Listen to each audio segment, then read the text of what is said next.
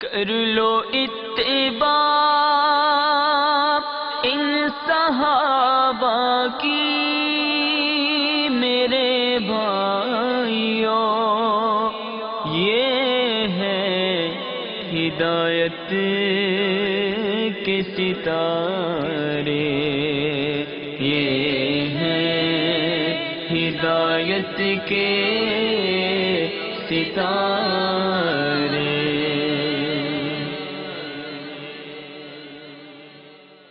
الحمد للہ رب العالمین والصلاة والسلام علی سید المرسلین، اما بعد فاعوذ باللہ من الشیطان الرجیم، بسم اللہ الرحمن الرحیم۔ پڑھیے الصلاة والسلام علیک یا رسول اللہ وعلی آلک واصحابک یا حبیب اللہ، الصلاة والسلام علیک یا نبی اللہ وعلی آلک واصحابک یا نور اللہ۔ میٹھے میٹھے اسلام بھائیوں اور مدنی چینل کے ناظرین، الحمدللہ عز و جل ہم مدنی چینل کے سلسلے ہدایت کے ستارے اس میں حاضر ہیں۔ جیسا کہ آپ کو معلوم ہے، جو مدنی چینل کو روٹین وائز دیکھتے ہیں، کہ مدنی چینل کے سلسلے کے اندر ہم صحابہ کرام کی سیرت کی جھلکیاں ملاحظہ فرماتے ہیں، ان پاک ہستیوں کی سیرت سے ملنے والے مدنی پھول پر عمل کی نیتیں بھی کرتے ہیں۔ آئیے اچھی اچھی نیتوں سے اپنے سلسلے کا آغاز کرتے ہیں۔ ہم نیت یہ کرتے ہیں کہ صحابہ کرام علیہم رضوان کی سیرت کو اللہ عز و جل کی رضا کے لیے سنیں گے، اور جب جب سلسلے میں صلو علی الحبیب کہا جائے گا تو ہم بلند آواز سے صلی اللہ علی محمد صلی اللہ علیہ وآلہ وسلم بھی کہیں گے۔ اس میں مبارک محمد پر انگوٹھے چوم کے اپنی آنکھوں سے بھی لگائیں گے۔ آئیے سلسلہ شروع کرتے ہیں۔ سب سے پہلے ہم پیارے آقا کریم علیہ السلام پر درود پاک پڑھنے کی فضیلت کیا ہے اس کو ملاحظہ کرتے ہیں، تاکہ ہمارا درود پاک پڑھنے کے بارے میں ذہن بنتا رہے۔ آقا کریم علیہ السلام پر درود پاک کے بے شمار فضائل ہیں۔ سیدنا ابو درداء رضی اللہ تعالیٰ عنہ سے ایک روایت ہے کہ رحمت عالم نور مجسم شاہ بنی آدم صلی اللہ تعالیٰ علیہ وآلہ وسلم کا فرمان تقرب نشان ہے، جمعہ کے دن مجھ پر کثرت سے درود شریف پڑھا کرو کہ یہ یوم مشہود ہے اور اس میں فرشتے حاضر ہوتے ہیں، اور جو بندہ مجھ پر درود پاک پڑھتا ہے اس کا درود مجھ پر پیش بھی کیا جاتا ہے، اور یہاں تک کہ وہ درود پڑھنے سے فارغ ہو جائے۔ سیدنا ابو درداء رضی اللہ تعالیٰ عنہ فرماتے ہیں کہ میں نے عرض کی، یا رسول اللہ صلی اللہ علیہ وسلم وبعد الموت، یعنی آپ صلی اللہ تعالی علیہ وآلہ وسلم کے اس دنیاوی زندگی سے پردہ فرمانے کے بعد بھی ایسا ہوگا؟ ارشاد فرمایا وبعد الموت، یعنی ہاں میرے اس دنیا سے جانے کے بعد بھی، کیونکہ اللہ عز و جل نے زمین پر حرام کیا ہے کہ وہ انبیاء کرام کے جسموں کو کھائے، اور ساتھ یہ بھی میرے آقا کریم علیہ السلام نے فرمایا فَنَبِيُّ اللَّهِ حَيٌّ يُرْزَقُ، یعنی اللہ عز و جل کے نبی زندہ ہیں اور ان کو رزق دیا جاتا ہے۔ سبحان اللہ، صلو علی الحبیب صلی اللہ تعالی علی محمد صلی اللہ علیہ وآلہ وسلم۔ پیارے میٹھے اسلامیوں، جیسا کہ آپ کو معلوم ہے، اس سلسلے کے اندر ہم صحابہ کرام علیہم رضوان کی سیرت مطہرہ کے بارے میں گفتگو کرتے ہیں۔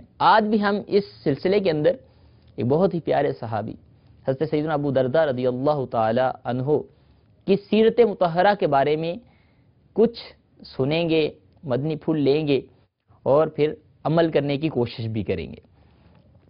پیاروں میٹھے اسلام بھائیوں، مدینہ منورہ پر جب پیکر حسن و جمال دافع رنج و ملال صلی اللہ تعالی علیہ وسلم کے جلووں کی برسات چھما چھم برسی اور نیکی کی دعوت کا پیغام عام ہونے لگا، تو آپ کے پیغام سے متاثر ہو کے حضرت سیدنا عبداللہ بن رواحہ رضی اللہ تعالیٰ عنہ نے بھی اسلام قبول کر لیا۔ حضرت سیدنا عبداللہ بن رواحہ رضی اللہ تعالیٰ عنہ جب مسلمان ہوئے تو انہوں نے جانا کہ اسلام تو خیر خواہی کا درس دیتا ہے، جو بندہ اپنے لیے پسند کرے وہی اپنے مسلمان بھائی کے لیے پسند کرے۔ تو جب میں نے اسلام قبول کر لیا ہے تو میں تو یہ چاہتا ہوں کہ دیگر لوگ بھی، کفار قریش بھی اسلام قبول کر لیں، میرے گھر والے بھی اسلام قبول کر لیں۔ تو آپ نے اس جذبے کے تحت اپنے گھر والوں سے نیکی کی دعوت کا سلسلہ شروع کیا، اسلام کی دعوت کا سلسلہ شروع کیا۔ آپ کے ایک بھائی تھے جن کا نام اویمر تھا، جو ابھی تک کفر کی تاریکیوں میں بھٹک رہے تھے۔ آپ نے جب اپنے بھائی اویمر پر انفرادی کوشش شروع کر دی، آپ کا نیکی کی دعوت پیش کرنے کا انداز بڑا حکیمانہ تھا۔ آخر کار سیدنا عبداللہ بن رواحہ رضی اللہ تعالیٰ عنہ کی حکمت عملی سے، حکمت برے انداز نیکی کی دعوت سے وہ متاثر ہو کے انہوں نے اسلام قبول کر لیا۔ آپ جانتے ہیں کہ حضرت سیدنا اویمر یہ کون سے صحابی ہیں؟ یہ حضرت سیدنا ابو دردہ رضی اللہ تعالیٰ عنہ ہیں۔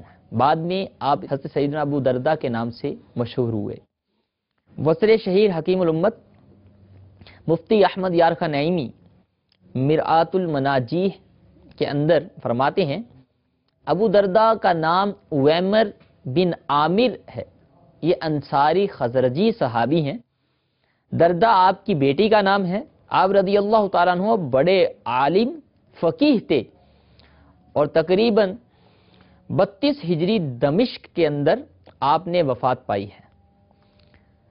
اور پیارے اور میٹھے اسلام بھائیو، میرے آقا کریم علیہ السلام کی ایک بہت ہی پیاری حدیث حضرت سیدنا ابو دردہ رضی اللہ تعالیٰ عنہ کے بارے میں ہے، اور میرے آقا کریم علیہ السلام نے ایک مرتبہ فرمایا کہ اللہ عز و جل نے مجھ سے ابو دردہ کے مسلمان ہو جانے کا وعدہ فرمایا اور آخر کار وہ مسلمان ہو گئے۔ یعنی اللہ تعالیٰ عز و جل نے حضرت ابو دردہ رضی اللہ تعالیٰ عنہ کے مسلمان ہونے کا وعدہ نبی کریم صلی اللہ علیہ وسلم سے کیا ہوا تھا۔ اور اس کے علاوہ جب حضرت سیدنا اویمر یعنی ابو دردہ رضی اللہ تعالیٰ عنہ مسلمان ہو گئے تو آپ نے اپنے گھر والوں کو نیکی کی دعوت دی، ایمان کی دعوت دی۔ آپ کے گھر والے بھی اس ایمان کے مدنی رنگ سے رنگ گئے، اور آپ کیونکہ بہت ہی صوفی صحابی ہیں، ترک دنیا آپ کی عادت تھی، اور یہی ساری عادتیں آپ کے گھر والوں کے اندر بھی موجود ہیں۔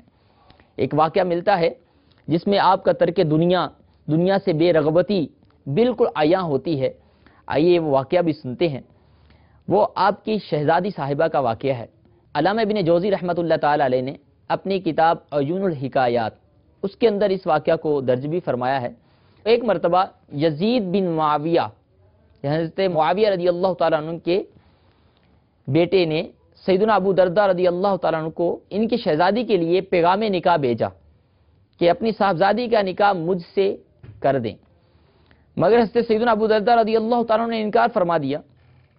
پھر ایک غریب شخص صفوان بن عبداللہ بن صفوان بن امیہ نے نکاح کا پیغام ان کی بیٹی کے لیے بھجوایا تو آپ رضی اللہ تعالیٰ عنہ نے قبول فرما لیا اور اپنی صاحبزادی کا نکاح اس غریب شخص سے کر دیا۔ لوگوں میں یہ بات مشہور ہو گئی کہ حضرت ابو دردہ رضی اللہ تعالیٰ عنہ نے اپنی صاحبزادی کے لیے حاکم وقت، اس وقت حضرت سیدنا معاویہ رضی اللہ تعالیٰ عنہ حاکم وقت تھے، حاکم وقت کے بیٹے کا رشتہ ٹھکرا دیا اور ایک غریب شخص سے اپنی صاحبزادی کا نکاح کر دیا۔ جب لوگوں نے اس کی وجہ پوچھی تو آپ رضی اللہ تعالیٰ عنہ نے بہت ہی پیارا جواب دیا کہ میں نے اپنی بیٹی دردہ کی بہتری سوچی ہے۔ تم اس وقت دردہ کے بارے میں کیا سوچتے جب ایک دنیا دار بادشاہ اس کا شوہر ہوتا اور وہ ایسے گھر میں رہتی جس میں اس کی نظریں چکا چوند ہو جاتی، تو کیا اس کا دین سلامت رہتا؟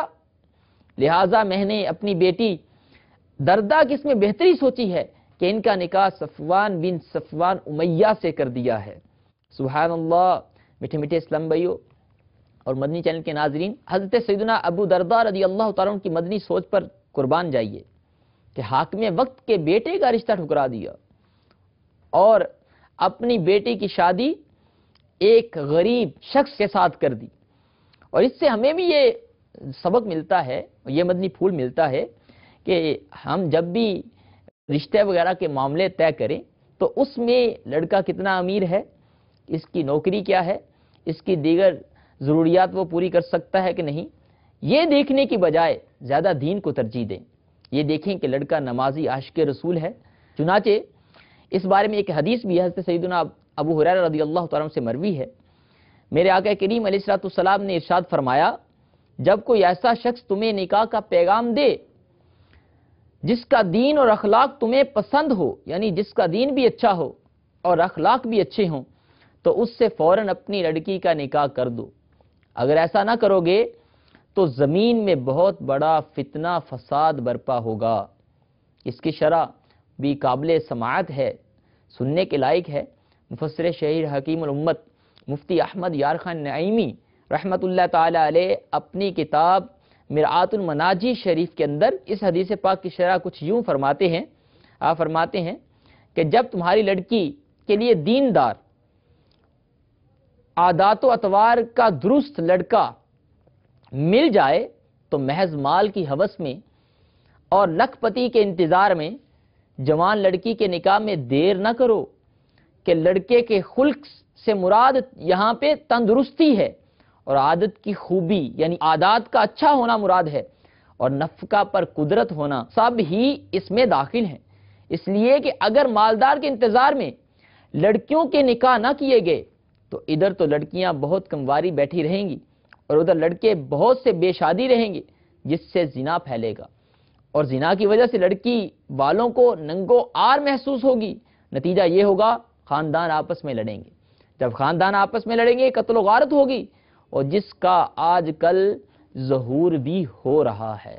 میرے میٹھے میٹھے اسلام بھائیو، مدنی چینل کے ناظرین، آپ نے حدیث بھی سنی اور حدیث کی شرح مرآت المناجی سے بھی ملاحظہ کی، تو پھر بھی آج کل یہ ٹرینڈ عام ہوتا جا رہا ہے۔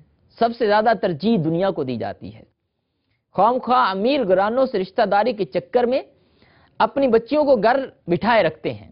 ایسا نہیں کرنا چاہیے، بلکہ مناسب اور نیک لڑکا ملتے ہی شہنشاہ مدینہ صاحب معطر پسینہ صلی اللہ علیہ وسلم کے حکم پر عمل کرتے ہوئے فوراً اپنی بچی کی شادی کر دینی چاہیے۔ میٹھے میٹھے اسلام بھائیو، مدنی چینل کے ناظرین، سیدنا ابو درداء رضی اللہ تعالیٰ عنہ کی زوجہ حضرت سیدتنا ام درداء رضی اللہ تعالیٰ عنہ کے بارے میں مروی ہے کہ آپ ایک صاحب حسن و جمال خاتون تھی، آپ بھی تارک دنیا تھی، یعنی دنیا سے بے رغبتی تھی۔ حضرت سیدنا ابو درداء رضی اللہ عنہ کی وفات کے بعد تاریخ کے اندر ایک بہت ہی خوبصورت واقعہ بھی درج ہے۔ جب حضرت سیدنا ابو درداء رضی اللہ عنہ کی وفات ہوئی، اس کے بعد حضرت امیر معاویہ رضی اللہ تعالیٰ عنہ جو کہ حاکم وقت تھے اس وقت، انہوں نے آپ رضی اللہ تعالیٰ عنہ یعنی آپ کی زوجہ کو عدت کے بعد نکاح کا پیغام بھجوایا۔ آپ رضی اللہ تعالیٰ عنہ نے جواب دیا، اللہ کی قسم میں سیدنا ابو درداء رضی اللہ تعالیٰ عنہ کے بعد دنیا میں کسی سے بھی شادی نہیں کروں گی۔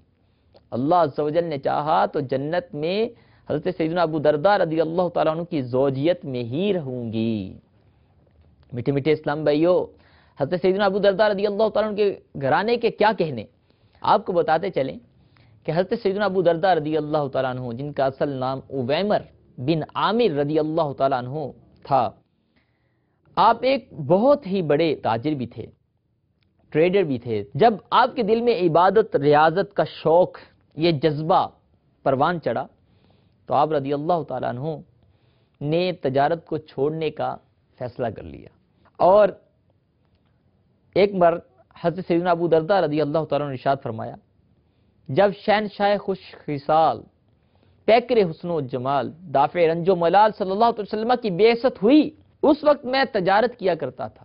انہوں نے اپنا واقعہ خود بیان کیا کہ جب میرے آقا کریم علیہ الصلوۃ والسلام کی بعثت ہوئی تو میں اس وقت تجارت کیا کرتا تھا۔ میں نے کوشش کی کہ میری تجارت بھی باقی رہے اور میں عبادت بھی کرتا رہوں، لیکن ایسا نہ ہو سکا۔ بالآخر میں نے تجارت کو چھوڑ کر عبادت میں مشغول ہونے کا فیصلہ کر لیا، اور ذات کی قسم جس کے قبضہ قدرت میں ابو درداء کی جان ہے، اگر مسجد کے دروازے پر میری دکان ہو اور اس سے روزانہ 40 دینار کما کر راہ خدا میں صدقہ کروں اور میری نفل نمازوں میں خلل بھی واقع نہ ہو، تو پھر بھی تجارت کرنا پسند نہیں کرتا، بلکہ اللہ تعالیٰ کی عبادت میں زندگی گزارنا پسند کرتا ہوں۔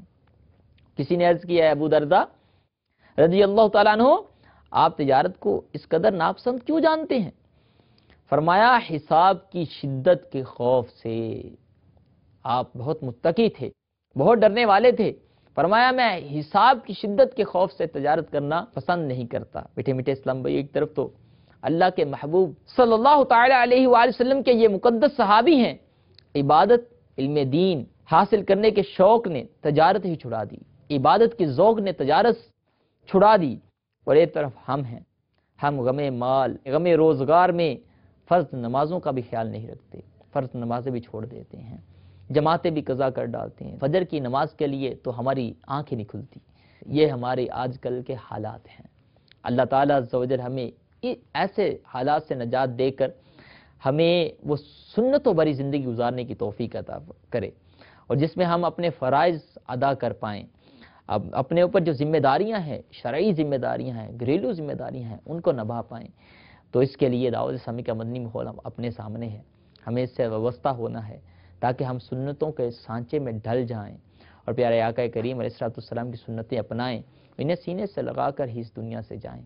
دعوت اسلامی کا مدنی ماحول ہمارے لیے کھلی کتاب کی طرح ہے۔ اللہ تعالی ہمیں اس سے وابستہ رکھے، آمین بجاہ النبی الامین صلی اللہ تعالی علیہ وسلم۔ دعوت اسلامی کے اشاعتی ادارے مکتبۃ المدینہ کی مطبوعہ 1548 صفحات پر مشتمل کتاب فیضان سنت جلد اول، شیخ طریقت امیر اہل سنت بانی دعوت اسلامی ابو بلال محمد الیاس ستار قادری فرماتے ہیں کہ اپنے دور کے جید عالم حضرت سیدنا خلیل بصری علیہ رحمت اللہ القوی کی خدمت میں اہواز سے امیر یعنی سلیمان بن علی کا نمائندہ حاضر ہو کر عرض گزار ہوا کہ حضور، شہزادوں کی تعلیم و تربیت کے لیے حاکم نے آپ کو شاہی دربار میں طلب کیا ہے۔ یعنی حضرت خلیل بصری جو کہ عالم تھے، فرمایا آپ کو حاکم نے طلب کیا ہے تاکہ آپ شہزادوں کی تعلیم و تربیت کریں۔ تو حضرت سیدنا خلیل بصری رحمت اللہ تعالی علیہ نے سوکھی روٹی کا ٹکڑا دکھاتے ہوئے ارشاد فرمایا، دنیا داروں کے منہ پہ تماچا ہے آپ کا فرمان، بڑا سننے کے لائق ہے۔ آپ نے سوکھی روٹی اس قاصد کو دکھا کر کہا کہ میرے پاس جب تک یہ سوکھی روٹی کا ٹکڑا موجود ہے، مجھے درباری شاہی کی چاکری بالکل پسند نہیں۔ اللہ اکبر، جستجو میں کیوں پھرے مال کی مارے مارے، ہم تو سرکار کے ٹکڑوں پہ پلا کرتے ہیں۔ صلو علی الحبیب صلی اللہ تعالی علی محمد صلی اللہ علیہ وسلم۔ میٹھے میٹھے اسلامیوں، دیکھا آپ نے اللہ عز و جل کے بندے ارباب اقتدار سے، یعنی بادشاہ وغیرہ، وزیر وزراء وغیرہ، ارباب اقتدار سے کس قدر دور رہتے ہیں، اور ہم جیسوں کی حالت کیا ہے؟ بالفرض اگر کوئی صدر وزیر کا دعوت نامہ مل جائے تو ہزار مصروفیات ہوں، ہزار ضروری معاملات ہوں، چھوڑ دیتے ہیں، اور 1000 کلومیٹر کا سفر کرنا پڑے، بالکل اس کی پرواہ نہیں کرتے۔ خوب عمدہ لباس پہنے کشاں کشاں اسمبلی ہال کی طرف جہاں بلایا گیا وہیں چل پڑتے ہیں، بلکہ لائنوں میں کھڑے ہو کر انتظار بھی کرنا پڑے تو کرتے ہیں۔ ہائے نفس پروری، اور حب جاہ کی خاطر کسی دنیاوی عہدیدار کے ساتھ اپنی فوٹو کھنچوا کر پھر بعد میں دکھاتے پھرتے ہیں، اور یہ کیا ہے؟ حب جاہ اور کس بلا کا نام ہے؟ بہرحال شیطان کی ہر چال بہت ہی خطرناک ہے، اس سے ہم نے بچنا ہے۔ حضرت سیدنا ابو درداء رضی اللہ تعالیٰ عنہ کی مال سے نفرت کیسی تھی، جن کی سیرت مطہرہ کے بارے میں ہم سن رہے ہیں۔ ایک مرتبہ سیدنا ابو درداء رضی اللہ تعالیٰ عنہ نے عبادت سے محبت و مال سے دور رہنے کے متعلق ارشاد فرمایا، بہت ہی پیارے مدنی پھول ہیں۔ آپ نے فرمایا اللہ تعالیٰ کی عبادت اس طرح کرو گویا تم اللہ عز و جل کو دیکھ رہے ہو، اور اپنے آپ کو مردوں میں شمار کرو، زندوں میں شمار نہ کرو، مردوں میں شمار کرو، اور جان لو وہ قلیل مال جو تمہاری دنیاوی فکروں سے نجات کا ذریعہ بنے، اس کثیر مال سے بہتر ہے جو تمہاری غفلت کا سبب بنتا ہے۔ آج جس کی فیکٹریاں ہیں، جس کا بزنس بہت پھیلا ہوا ہے، یہ کثیر مال جو تجھے غفلت میں ڈال دے، اس سے بہتر تو اس فقیر کی زندگی ہے جو جھونپڑی میں زندگی گزار رہا ہے، لیکن اپنے فرضی معاملات کے بارے میں کوتاہی نہیں برتتا۔ کل قیامت والا دن ہوگا، وہ فقیر جس نے جھونپڑی میں رہ کر چند سالہ زندگی کو گزار لیا، اور یہ جس کے اتنا مال و اسباب تھا، خدام تھے، نوکر چاکر تھے، اور یہ معاذ اللہ اگر جہنم میں چلا گیا، ہمیشہ ہمیشہ کا عذاب مل گیا، تو معاذ اللہ اس وقت افسوس کیا بھی کچھ کام نہ آئے گا۔ تو حقیقت میں کامیاب وہ ہے جس نے رب کی رضا کو حاصل کر لیا، اور جس نے اللہ تعالیٰ کے پیارے رسول سے عشق کر کے ان کی رضا کو حاصل کر لیا۔ حقیقت میں وہ کامیاب ہو گیا۔ تو پیارے اور میٹھے اسلام بھائیو، صحابہ کی زندگی کہ یہ پیارے واقعات ہمیں یہی سبق دیتے ہیں کہ ہم اس اپنی تھوڑی سی زندگی کے متاع کو قیمتی بنائیں، اس کو قیمتی بنا کے اللہ کی رضا کے کاموں کی طرف لگ جائیں، اور یہ زندگی یقیناً قیمتی بلکہ انمول بن جائے گی، اور اللہ تعالی ہمیں اس پر عمل کی توفیق عطا فرمائے، آمین بجاہ النبی الامین صلی اللہ تعالی علیہ وآلہ وسلم۔ کر لو اتباع